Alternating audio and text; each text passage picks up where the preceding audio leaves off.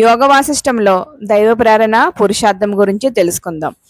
ఈ జగత్తులోని పదార్థాలన్నీ దేశ కాల క్రియ ద్రవ్యముల శక్తిని అనుసరించి ప్రకాశించుచున్నాయి. వీటన్నిటిలో అధిక యత్నశీలి అయినవే జయిస్తున్నవి. మానవుడు సర్వదా పౌరుష బలమునే ఆశ్రయించాలి గాని తెలియని దైవంపై భారం వేసి అప్రయత్నశీలుడగుట ఉచితం కాదు. సాధు సాంగత్యం, శాస్త్ర విచారణ ఆశ్రయించి ముందుగా చిత్తశుద్ధిని సంపాదించాలి. చిత్తశుద్ధి సహాయం చేత దుర్భరమైన సంసార సాగరమును దాటివేయాలి. ఈ ప్రార్థన ఐహిక పురుషాకారములు అనే ఫల వృక్షాలలో బలమైన వృక్షం బలహీనమైన దానిని కప్పివేస్తోంది. మానవుడైన వాడు నిజ ప్రయత్నములచే ప్రార్థన కర్మలను అనగత్రొక్కి వేయాలి. ఎవడైతే అట్లు చేయడో అట్టి వానికి తన సుఖ దుఃఖముల రెండింటి యందును స్వాతంత్ర్యము ఉండదు. నిజ ప్రయత్నములను బలవత్తరం చేయలేని పశుతుల్యుడగు జీవుడు ఈశ్వర ప్రేరేపితుడై స్వర్గ నరకములకు వెళ్లి వస్తూ ఉంటాడే గాని స్వతంత్రుడు కాలేడు. అట్టివాడు సర్వదా పరాధీనుడే. ఇక మోక్షము అను మాట ఎక్కడిది? సదాచార సంపన్నుడు ప్రయత్నశీలుడు అగువాడు మాత్రమే ఈ జగన్మాయ అనే పంజరమును ఛేదించి బయటకు రాగలుచున్నాడు. అతనికి తన ఉదారము చమత్కారము అయినట్టి స్వకీయ ప్రయత్నమే తోడుగా నిలిచి బంధ విముక్తిని ప్రసాదించుచున్నది. ఎవరైతే ఎదురుగా కనిపించుచున్నట్టి పురుష ప్రయత్నమును దాని యొక్క ప్రయోజనమును గుర్తించక నన్ను ఎవరో ఎక్కడి నుండో ప్రేరేపిస్తున్నారు, లేక నా ప్రయత్నమును నుండి నన్ను నిరోధిస్తున్నారు, అందుచేతనే నేను ఇట్లా అగుచున్నాను అని తలచుచు కుకల్పనలు చేసుకుంటూ లక్ష్యశుద్ధి లేకుండా అప్రయత్నశీలురై ఉంటారో అట్టి వారిని దూరంగా త్యజించడం మంచిది. వేలకు వేల వ్యవహారాలు ప్రతిరోజు ఈ జీవుని సమక్షమునకు వస్తున్నాయి పోతున్నాయి. వాటి యందు రాగద్వేషాలు కలిగి ఉండకుండా శాస్త్రానుసారం ఆచరించటమే ఉత్తమం. శాస్త్రానుసారంగా లోకానుకూలంగా స్వకీయ కర్మలను రక్షించుకుని వాని వద్దకు రత్నాలన్నీ సముద్రంలోకి వచ్చి చేరుచున్నట్లు ఉత్తమ గుణములు అభీష్ట సిద్ధులు వచ్చి చేరుచున్నాయి. ఏ యత్నములైతే సుఖదాయకములై దుఃఖ నివృత్తకరములై ఉంటున్నాయో అట్టి యత్నములనే విజ్ఞులైన పెద్దలు పౌరుషము అని నిర్ణయిస్తున్నారు. శాస్త్రవిహితములైన అట్టి యత్నములే పురుషార్థము అను ప్రయోజనమును కలుగు చేస్తున్నాయి. ఇట్టి కర్మ యొక్క రహస్యమును గ్రహించి బుద్ధిమంతులకు వారు ఊరకే కాలం వృధా చేయరు.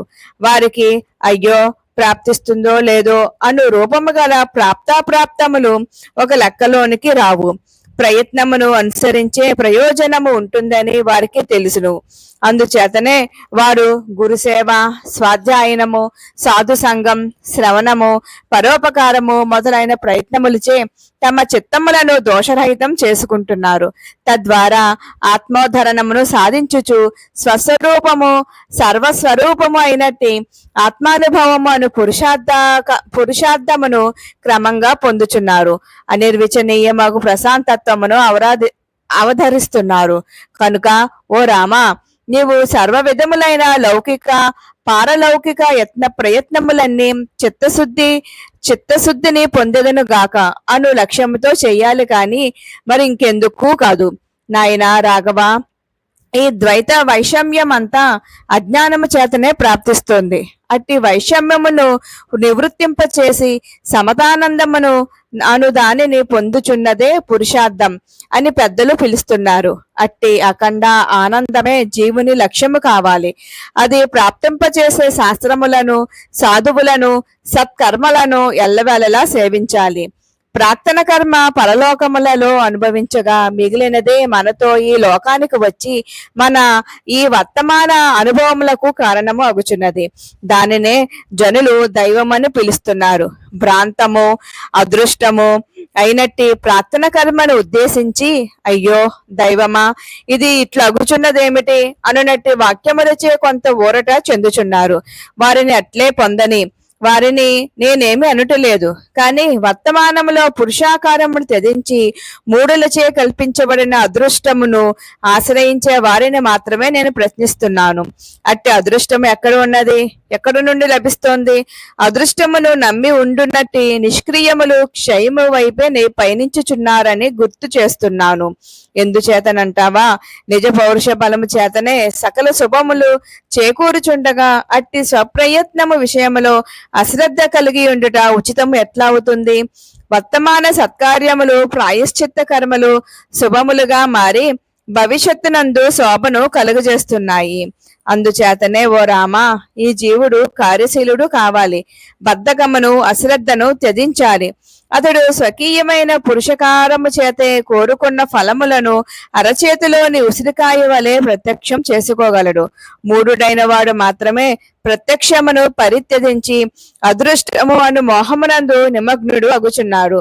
ఓ సుభాషయ రామచంద్ర, ఈ కార్యకారణములకు సంబంధించిన సమస్త సంశయములను కాస్త ప్రక్కకు పెట్టు.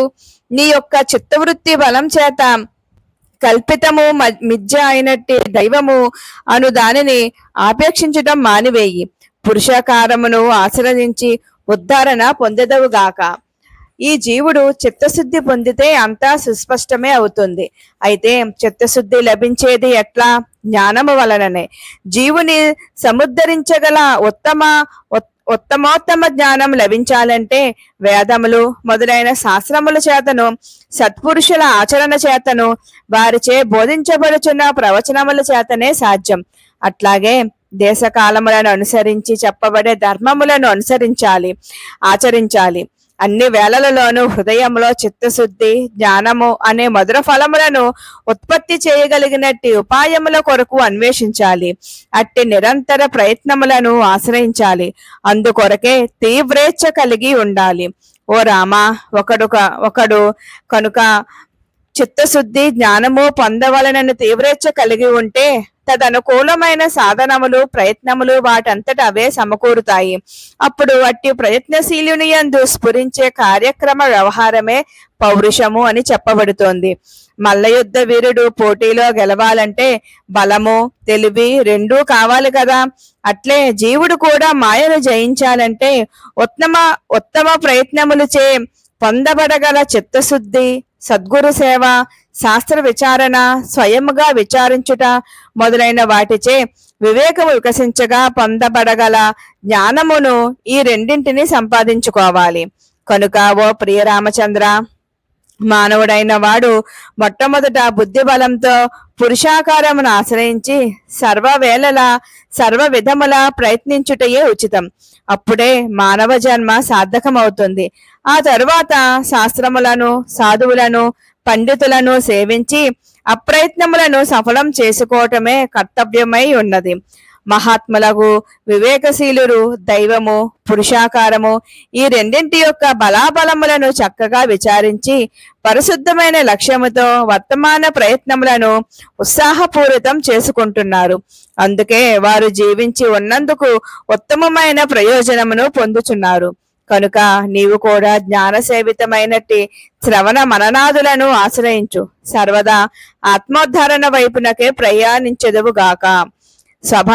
స్వాభావికమైనట్టి ఐహిక పురుషాకారమునే కార్యసిద్ధి యొక్క ఉపాయంగా జీవుడు ఎంచుకోవాలి. ఆత్మజ్ఞానులకు పండితులు ఉన్నారు. వారు చెప్పుదానిని ఉపేక్షిస్తూ రోజులు గడపడం ఉచితం కాదు.